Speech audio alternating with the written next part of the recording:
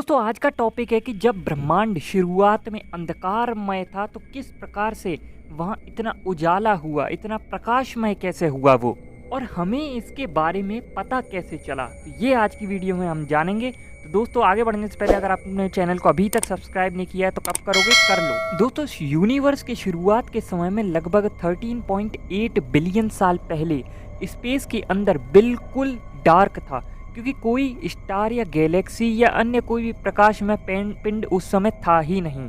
इस अवस्था को हम कॉस्मिक डार्क एज कहते हैं। इस समय के दौरान यूनिवर्स बहुत ही गर्म और डेंस था और इसमें कोई लाइट एमिट करने वाले ऑब्जेक्ट्स नहीं हुआ करते थे। फिर लगभग 100 से 200 मिलियन साल के बाद हाइड्रोजन और हीलियम के धारा को कूल डाउन करने की वजह से पहली स्टार और गैलेक्सीज फॉर्म होने लगी। जब ये पहले स्टार्स फॉर्म हुए, उनकी न्यूक्लियर फ्यूजन प्रोसेस से लाइट एमिट होने लगी, जिससे यूनिवर्स में प्रकाश का उजाला शुरू हुआ।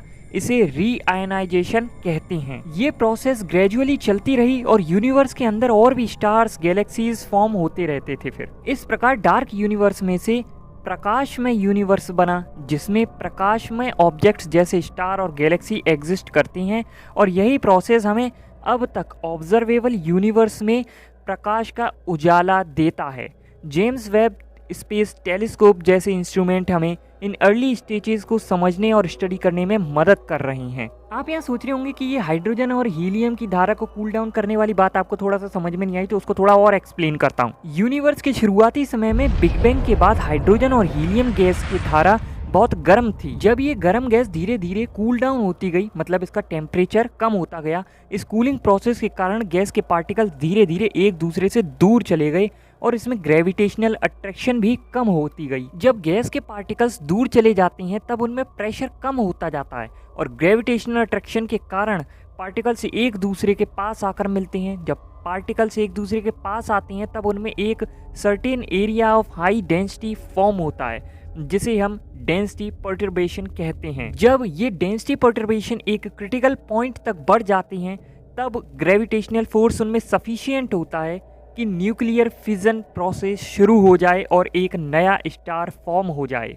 इसी तरह से जब मल्टीपल स्टार्स एक रीजन में फॉर्म होते हैं तब वे एक गैलेक्टिक डिस्क या क्लस्टर के रूप में ऑर्गेनाइज हो जाते हैं, जिससे गैलेक्सीज का फॉर्मेशन होता है। इस प्रकार हाइड्रोजन और हीलियम की कूलिंग प्रोसेस के कारण पहली स्टार्स और गैलेक्सीज फॉर्म होने लगती हैं और यूनिवर्स के प्रकाशमय फेज का आरंभ होता है, क्योंकि उनके न्यूक्लियर फ्यूजन प्रोसेस से लाइट एमिट होने लगती है, जिससे ऑब्वियस सी बात है कि यूनिवर्स में प्रकाश तो फैलेगा ही।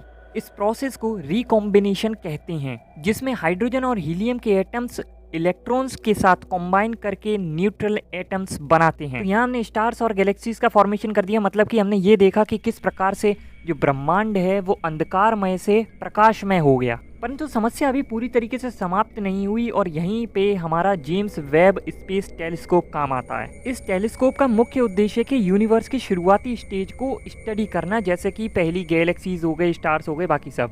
तो ये क्या करता है, इसकी जो इंफ्रारेड कैपेबिलिटीज़ हैं वो बहुत ही अच्छी है, जिससे वो प्रकाश में रीजन के थ्रू पेनिट्रेट करके स्पेस के अंदर के ऑब्जेक्ट्स को भी देख सकता है, जो कि ऑप्टिकल टेलीस्कोप से बहुत मुश्किल से होता है। तो अब आगे क्या होता है फॉर्मेशंस के बाद, कि जब यूनिवर्स के शुरुआती स्टेजेस में अंधेरा था तब तारों से निकलने वाला प्रकाश बहुत मोटी गैसियस क्लाउड्स या कॉस्मिक फॉग ने ढक लिया था उस प्रकाश को। इस गैसियस क्लाउड्स को हम प्राकृतिक ब्रह्मांडीय लेंस कहते हैं। इसका मतलब है कि इसमें जो गैसियस क्लाउड्स का प्राकृतिक रूप से उसके प्रकाश को एब्जॉर्ब करने की या स्कैटर करने की इसमें क्षमता होती थी, जिससे प्रकाश का उजाला कम हो जाता था और दूर तक नहीं पहुंच पाता था। और जब वो प्रकाश दूर तक नहीं पहुंच पाता था तो हम नॉर्मल टेलीस्कोप से वो सब के बारे में पता भी नहीं लगा सकते थे, तो इसीलिए ये वाला टेलीस्कोप काफ़ी काम का साबित हुआ। इस टेलीस्कोप के माध्यम से साइंटिस्ट ने छोटी गैलेक्सीज और प्रो स्टार्स को डिटेक्ट किया जो अल्ट्रावायलेट प्रकाश एमिट कर रहे थे। ये प्रकाश गैसियस क्लाउड से पेनिट्रेट करके इस टेलीस्कोप के सेंसर तक पहुंचा,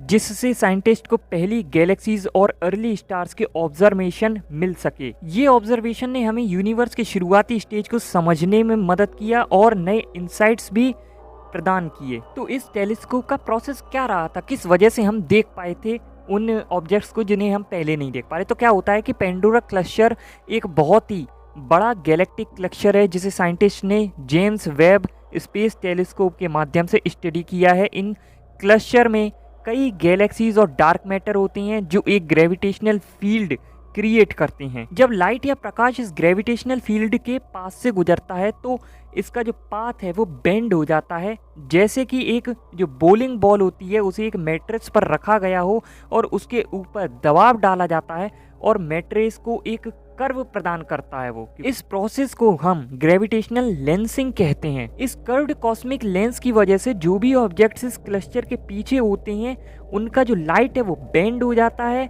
जब लाइट बेंड होता है तो वो स्ट्रेट लाइन में नहीं रह पाता। इससे उन ऑब्जेक्ट्स के पीछे जो भी है वो डिस्टॉर्ट हो जाता है और ब्राइटन हो जाता है। इसका मतलब है कि जिन ऑब्जेक्ट्स को हम देख रहे हैं वो एक्चुअल साइज में नहीं होते बल्कि उनका इमेज मैग्नीफाइड हो जाता है और उसका जो ब्राइटनेस है वो भी बढ़ जाता है। नासा और अदर स्पेस ऑर्गेनाइजेशंस ने इस फेनोमेनन को स्टडी करके बहुत सारे डिस्टेंट गैलेक्सीज और ऑब्जेक्ट्स को डिटेक्ट किया है जो पहले विजिबल नहीं थे। इस तरह से gravitational lensing James Webb space telescope के माध्यम से हमें यूनिवर्स के और भी दूर तक जाने की अनुमति देता है और हम जितना दूर तक जा पाएंगे उतनी नई नई चीज़ों की भी खोज कर पाएंगे। साथ ही हमें जैसे जैसे पुरानी चीज़ें मिलेंगी तो हमें ये भी पता चलता जाएगा कि मतलब किस तरीके से बिग बैंग हुआ था और यूनिवर्स की उत्पत्ति हुई थी। बहुत सारी खोजें होती रहती हैं दोस्तों। तो हमने एक ऐसा एलियन ग्रह भी खोजा है जहाँ पर खौलता हुआ समुद्र है। उसके बारे में अगर आपको जानना है तो वीडियो आई बटन में मिल जाएगी। ये वीडियो पसंद आई है तो please like share comment subscribe जरूर करना। फिर मिलेंगे, तब तक के लिए गुड बाय।